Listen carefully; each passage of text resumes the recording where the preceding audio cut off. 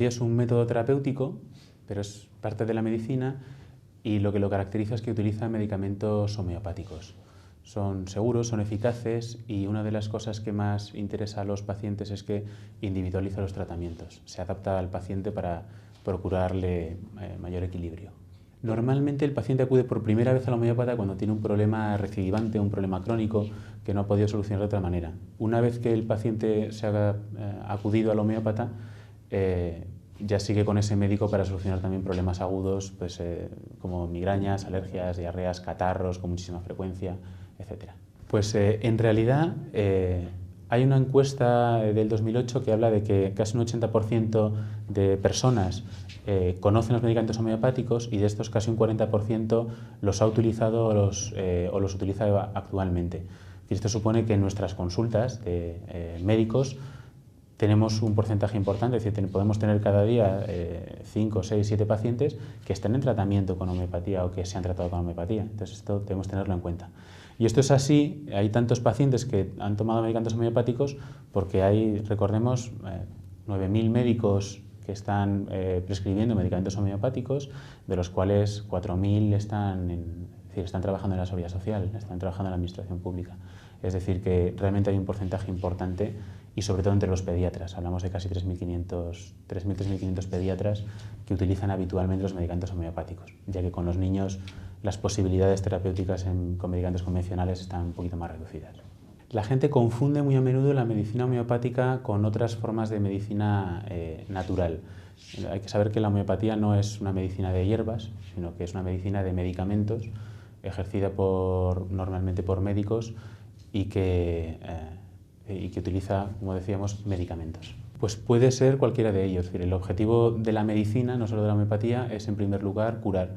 No siempre se puede curar y en ese caso se intenta aliviar los síntomas.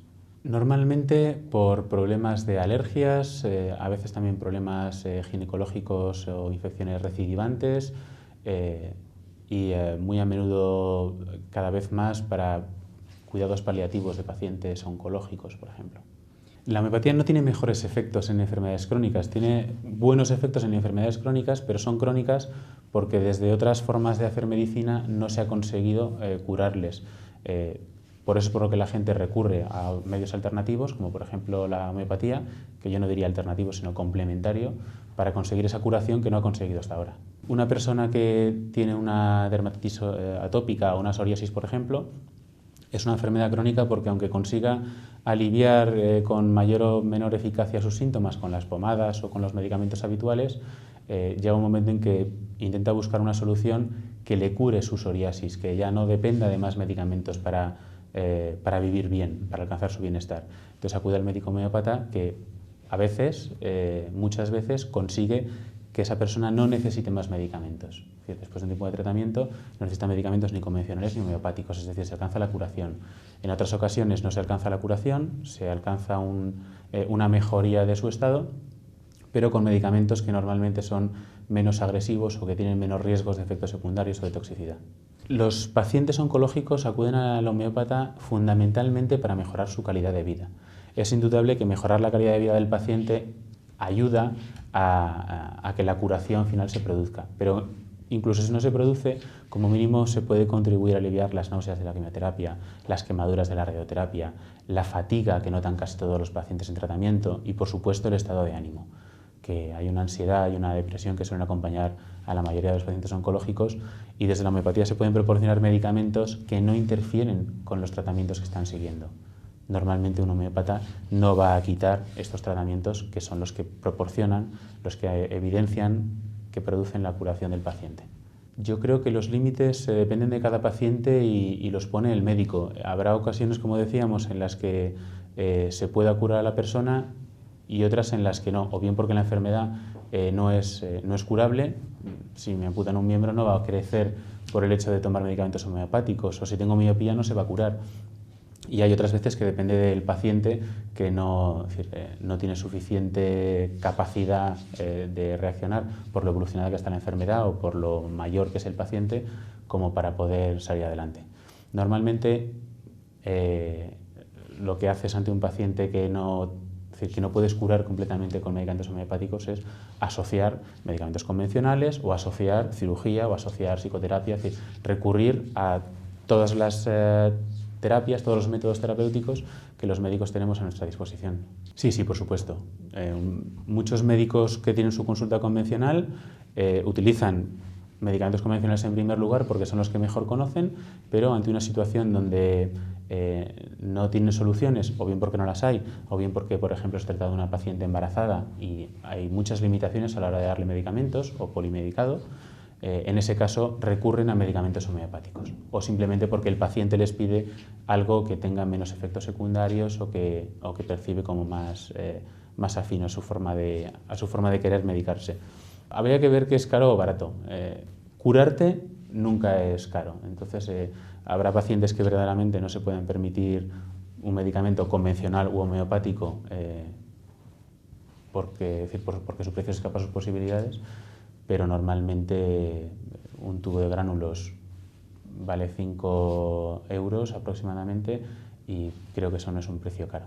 En cualquier caso, hay que pensar que los precios de los medicamentos habituales los pagamos normalmente desde la seguridad social, ¿no? Es decir, que somos todos y todos los pagamos.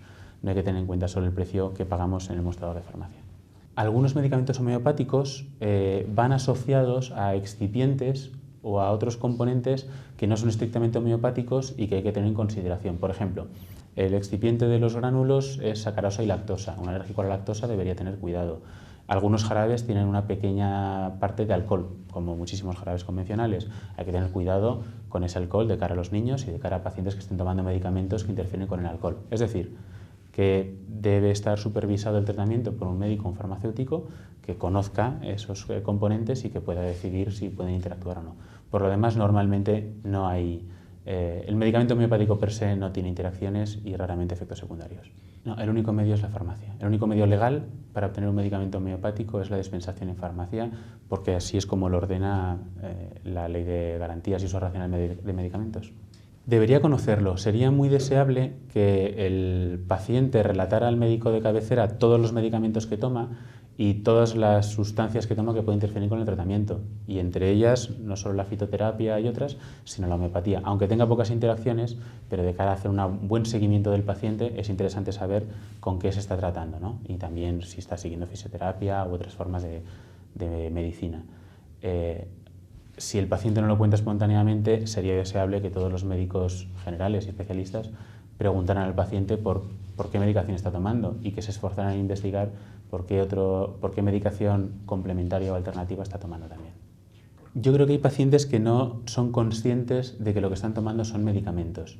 Pero es más, muchos pacientes cuando acuden a urgencias y les preguntas si están tomando algo, te dicen que no. Cuando ves en la historia que están tomando algo para la hipertensión, les preguntas, ¿y lo de la hipertensión? Ah, bueno, sí, eso, claro.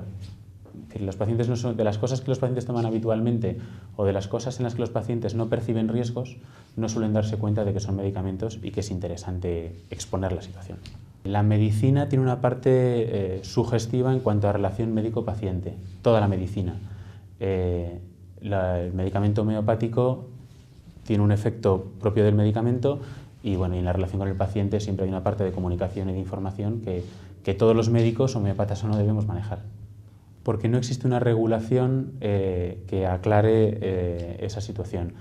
Afortunadamente, desde los colegios de médicos ya ha habido una solicitud de que la homeopatía sea considerada acto médico. Desde el Parlamento también se ha emitido una propuesta no de ley para que la homeopatía sea considerada acto médico y de ese modo estamos en el camino para la regulación de quién puede ejercer y quién no la homeopatía.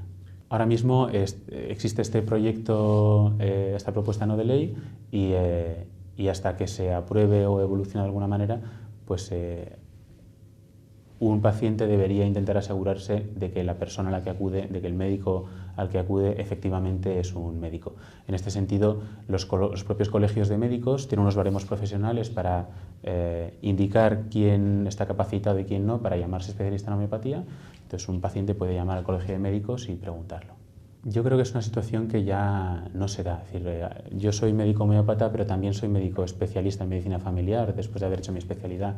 pero vamos, como yo que soy especialista en medicina familiar, hay otros muchos especialistas en nefrología, en dermatología, en ginecología, etcétera, que utilizan medicamentos homeopáticos. Algunos no solo utilizan medicamentos homeopáticos, sino que tienen una consulta de medicina homeopática y son doblemente especialistas, en absoluto médicos de segunda. Pues hay que situar la noticia en su contexto. Un grupo, un comité técnico del Parlamento ha emitido esta recomendación para que el Parlamento, teniéndola en cuenta, baraje otros informes y dictamine en un sentido o en otro. Esto ha ocurrido más veces en Francia, por ejemplo. Ha habido recomendaciones desde algunos lobbies en el sentido de que se dejara de financiar la homeopatía y lo cierto es que se sigue financiando la homeopatía. La situación en España, como decíamos antes, es todavía más optimista. Estamos en el sentido de regularla, de modo que los medicamentos homeopáticos son medicamentos, cada vez se utiliza en más hospitales, en más centros de salud, por muchos más médicos, tanto de la Seguridad Social como particulares, y de hecho, como decíamos, la Organización Médica Colegial recomienda que se denomine a la consulta de homeopatía acto médico y que solo los médicos puedan ejercerla. Pues supone entender que para hacer que para dar un buen tratamiento hace falta previamente un buen diagnóstico. Y el único profesional capacitado para hacer este diagnóstico es el médico. Eso no quita que hay otras profesiones sanitarias, como los farmacéuticos, por ejemplo, que pueden estar habilitados para dispensar medicamentos en situaciones, en patologías que no requieran un diagnóstico médico porque no tienen la severidad como para precisarlo. Creo que es porque muchas organizaciones científicas y médicas no se han parado a mirar con detenimiento la evidencia que hay disponible respecto a la homeopatía.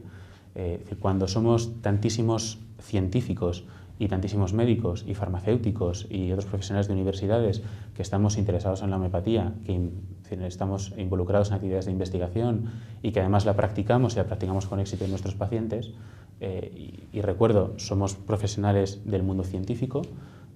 Cuando eso es así, los que están negando esta realidad creo que es que no tienen la información suficiente o han adquirido o se han informado de una forma sesgada.